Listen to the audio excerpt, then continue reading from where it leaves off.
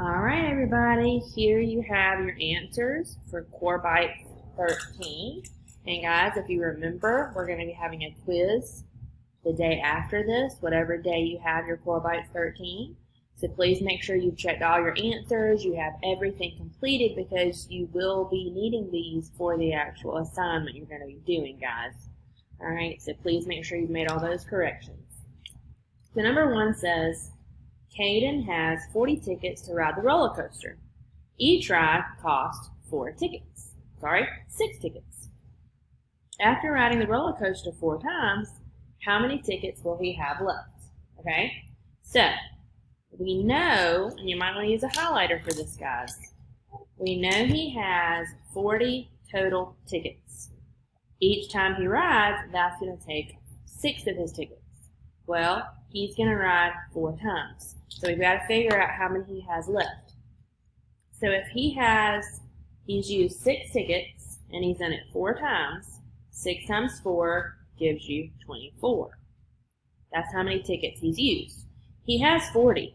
So if you subtract, and if you say 40 total tickets minus the 24 he's already used, you'd have to regroup.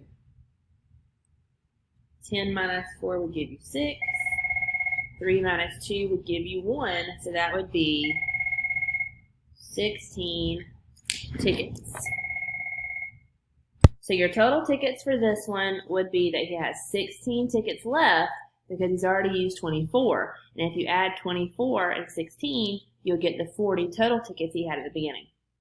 For number 2, this goes back to your place value.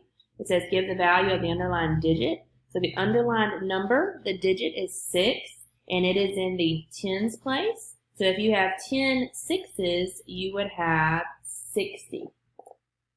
For the next one, we're going to use a decimal. So it's 6 over 10.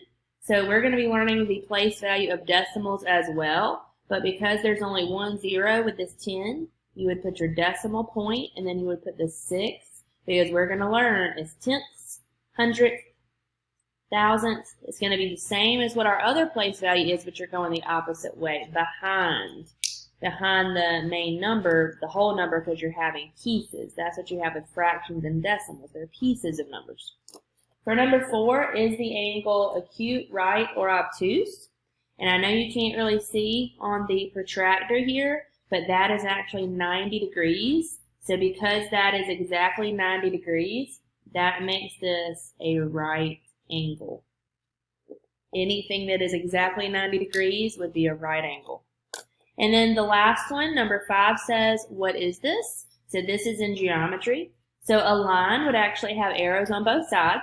A line segment would have points on each side, and then a ray would have a point, a dot on one side, and an arrow on the other. So because this one has dot points on either side, it is a line segment.